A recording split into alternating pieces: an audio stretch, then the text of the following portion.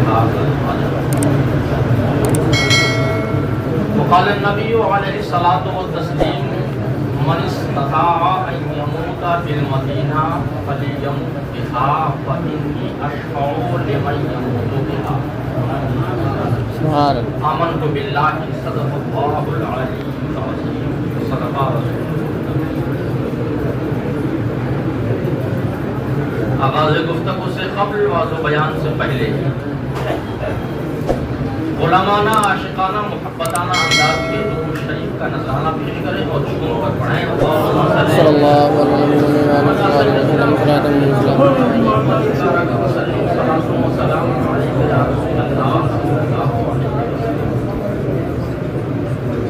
حضرات گرامی، ضعیف مبارکباد ہیں ہمارے محترم قاری صغیر احمد صاحب اللہ نے، جو ایسے مبارک سفر پر نکلنے والے ہیں، ایسی جگہوں کی زیارت کرنے والے ہیں جہاں کی تمنا ہر عاشق رسول مصطفیٰ کے غلام کو ہوتی ہے. رات دن تڑپتا ہے رب کی بارگاہ میں، یہ التجا پیش کرتا ہے دکھا دے یا الہی وہ مدینہ کیسا ہے جہاں پہ رات دن مولا تیری رحمت برستی ہے اور زہے نصیب مدینہ مقام ہو جائے درے رسول سے حصہ تمام ہو جائے. ایک دیوانہ جب مصطفیٰ کی بارگاہ میں پہنچتا ہے، حاضریاں دیتا ہے، اپنے محبوب کی بارگاہ میں مچلتا ہے، اس تقاضے ہوتے ہیں. ان تقاضوں کو پورا کرنے کے بعد جب اس کی واپسی ہوتی ہے تو ابھی جو یہ کہہ رہا تھا کہ دکھا دے یا الہی وہ مدینہ کیسی بستی ہے، بات دل ناخواستہ جب وہاں سے وہ نکلتا ہے، آنسوؤں سے اس کے آنکھ تر ہوتے ہیں. اب اس کی بولی اور اس کی زبان ہی بدل جاتی ہے. اب کچھ یوں کہتا نظر آتا ہے اعلیٰ حضرت کی زبان میں، مدینے کے خطے خدا کچھ ہو رہے ہیں غریبوں فقیروں کو ٹھہرانے والے. اسی بارگاہوں انہی بارگاہوں میں ہمارے قاری صاحب کی حاضری ہونے جا رہی ہے. ہماری دعا ہے مولا قدیر ان کی حاضری کو قبول فرمائے اور ہم اپنی اہلیہ کے ساتھ جا رہے ہیں اور ہم سبوں کی بھی حاضری نبی کونین صلی اللہ علیہ وسلم کی بارگاہ میں اللہ کی فضل و کرم سے عطا فرمائے. اللہ قرآن عظیم سے ایک آیت کے چند الفاظ اور ایک پیاری حدیث شریف میں نے تلاوت کرنے کی سعادت حاصل کی. بہت زیادہ ٹائم نہیں ہے، 5-7 منٹ. قرآن میں اللہ فرماتا ہے لا اقسم بہذا البلد وانت حل بہذا البلد، یعنی اللہ شہر محبوب کو قسم سے یاد فرما رہا ہے. اور آقا فرماتے ہیں جس شخص کی طاقت ہو مدینہ میں مرنے کی تو اسے چاہیے کہ مدینہ ہی میں مرے، اس لیے کہ میں اس کی خصوصی شفاعت فرماؤں. سبحان اللہ. قرآن اور حدیث دونوں سے شہر محبوب کی عظمت اور خوبی کا پتہ چلتا ہے. حضور کی تعریف توصیف بہت اعلیٰ ہے. کتابوں میں تو وارد ہے کہ اگر کل ملائکہ، کل جنات، کل انسان مل کر سارے سمندروں کو سیاہی کی جگہ، روشنائی کی جگہ، اور کل درختوں کو قلم کی جگہ اور زمین کو کاغذ کی جگہ استعمال کریں اور حضور کی تعریف کریں، پھر بھی حضور کے دفتر تعریف کے ایک نقطے کا حق نہیں ادا ہو سکتا. آپ کی تعریف تو بہت اعلیٰ بالا ہے. حضرات ذرا ان چیزوں کو دیکھیں جو حضور کے قدموں سے لگ گئی ہیں، اللہ نے ان کی شان کو کتنا عظیم بنا دیا. اللہ اکبر. مدینہ ہماری عقیدتوں کا مرکز ہے، مدینہ ہماری تمناؤں کا محور ہے، اور یہ سعادت اللہ نے صرف ہم انسانوں کو دی ہے. یہ خوش قسمتی ہے ہماری آپ کی. جب چاہیں جب توفیق اسباب بنے مصطفیٰ کی بارگاہ میں حاضر ہوں, کوئی روک ٹوک نہیں. اور 70,000 فرشتے صبح آتے ہیں, 70,000 شام میں آتے ہیں, اور پھر اس فرشتہ کو دوسری بار حاضر ہونے کا موقع نہیں ملتا جو ایک مرتبہ حاضر ہو جاتا ہے. یہ سعادت مندی ہم لوگوں کو. مدینہ ہماری عقیدتوں کا مرکز ہے, تمناؤں کا محور ہے. کیوں؟ اس لیے شہر و امثال تو بہت پائے جاتے ہیں, مگر جو خوبی جو کمال اللہ نے شہر رسول کو عطا کیا ہے وہ کسی کو نہیں سکتا. کیوں؟ اس لیے کہ ہم سبوں کا آقا وہاں آرام فرما ہے, دونوں عالم کا تاجدار وہاں آرام فرما ہے, جن کے سبب اللہ نے اس سرزمین کو اتنا بلند کر دیا, اتنا عظیم مقام دے دیا کہ اور کوئی جگہ اور کوئی شہر اس کے مقابل نہیں ہے.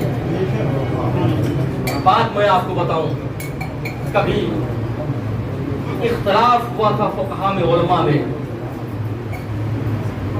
مکہ افضل ہے کہ مدینہ افضل ہے.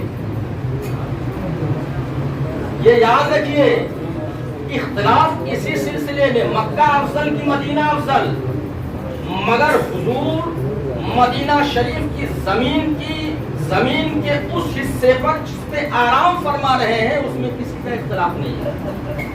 پھر اتفاق وہ سب سے اچھی جگہ ہے, یہاں تک کہ رشک جنت کی, اس میں کسی نے اختلاف نہیں کیا. اختلاف اگر کیا تو اس میں کہ مکہ افضل کی مدینہ افضل. بعض لوگوں نے کہا مکہ افضل ہے, اس مصطفیٰ کے دیوانے اور عاشقوں نے کہا نہیں, میرے نزدیک مکہ نہیں بلکہ مدینہ افضل ہے. دلیلیں قائم کی. جنہوں نے مکہ کو افضل بتایا انہوں نے کہا کہ مکہ اس لیے افضل ہے کہ اللہ نے اس شہر کو قسم سے یاد فرمایا ہے. مکہ اس لیے افضل ہے کہ وہاں اللہ کا گھر ہے. مکہ اس لیے افضل ہے کہ وہاں خانہ کعبہ ہے, جہاں ایک اچھا کام کرنے پر 1,00,000 نیکی نامہ اعمال میں بڑھتی ہے. مکہ اس لیے افضل ہے کہ وہاں زمزم ہے. مکہ اس لیے افضل ہے کہ وہاں حجر اسود ہے. مقدس مقامات صفا, مروہ, مزدلفہ, عرفات, یہ تمام چیزیں ہیں. اس لیے بعض علماء نے کہا ان خوبیوں کے پیش نظر ہمارے نزدیک مکہ افضل ہے. لیکن ایک عاشق رسول ہیں حضرت امام مالک رضی اللہ تعالی عنہ, آپ کے ساتھ کچھ ائمہ اور بھی ہیں, وہ کہتے ہیں اے مکہ کو افضل بتانے والوں, تم نے مکہ کو افضل بتایا اور دلیل بھی قائم کی, لیکن سنو میرے نزدیک مکہ افضل نہیں ہے, میرے نزدیک مدینہ افضل ہے. اور وہ اپنے عشق کی بولی میں جواب دیتے ہیں, وہ بھی دلیل قائم کرتے ہیں. اے مکہ کو افضل بتانے والوں, اگر تم نے آیت کریمہ لا اقسم بہذا البلد وانت حل بہذا البلد کے ذریعہ دلیل قائم کی ہے تو سنو, یہ آیت کریمہ ہجرت سے پہلے نازل ہوئی ہے اور مصطفیٰ ہجرت سے پہلے مکہ میں تھے.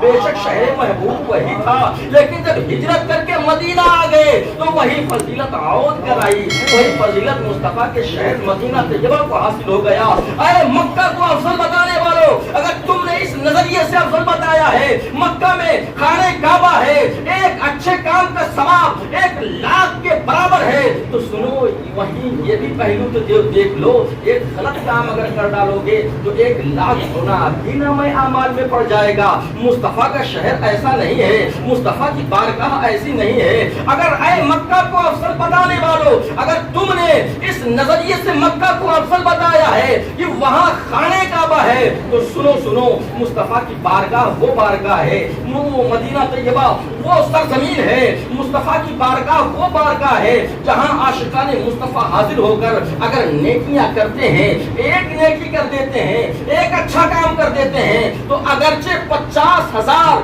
نامہ اعمال میں نیکی پڑتی ہے, ایک گناہ اگر ہو جائے تو صرف اور صرف ایک غلط کام ہونے پر ایک گناہ ہی نامہ اعمال میں پڑتا ہے.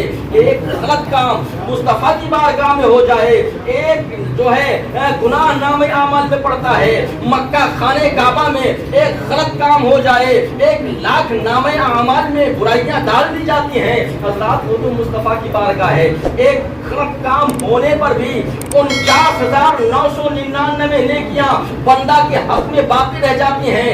مکہ میں لے دے کر کے ایک اچھا کام ایک غلط کام کرنے پر صاف ہو جاتا ہے، برابر ہو جاتا ہے۔ اور مصطفیٰ کی بارگاہ تو وہ بارگاہ ہے، شفیع المذنبین کی بارگاہ ہے، اگر ایک گناہ ہو بھی جائے تو بہت ممکن ہے ان کی عادت سے وہ بھی معاف ہو جائے۔ اے مکہ کو افضل بتانے والوں، اگر تم نے ان خوبیوں کے تحت مکہ کو افضل بتایا ہے تو سنو، مدینہ میں وہ دولہا آرام فرما ہے جس کے قدموں کی برف بدولت، جس کی ذات کی وجہ سے کعبہ ہے، منی ہے، عرفہ ہے، مزدلفہ ہے، آب زمزم ہے، صفا و مروہ ہے۔ سنو، اگر مصطفیٰ نہ ہوتے، جان رحمت نہ آتے، مدینہ کے تاجدار نہ ہوتے تو کعبہ نہ ہوتا، زمزم نہ ہوتا، صفا و مروہ کی پہاڑیں نہ ہوتی۔ حقیقت تو یہ ہے، اگر مصطفیٰ نہ ہوتے تو ہوتے کہاں؟ خلیل پہ نہ، کعبہ میں نہ، لولاک والے سبحان اللہ سبحان اللہ۔ وہ جو نہ ہو کچھ نہ ہو، جان ہے وہ جہان کی، جان ہے تو جہان ہے۔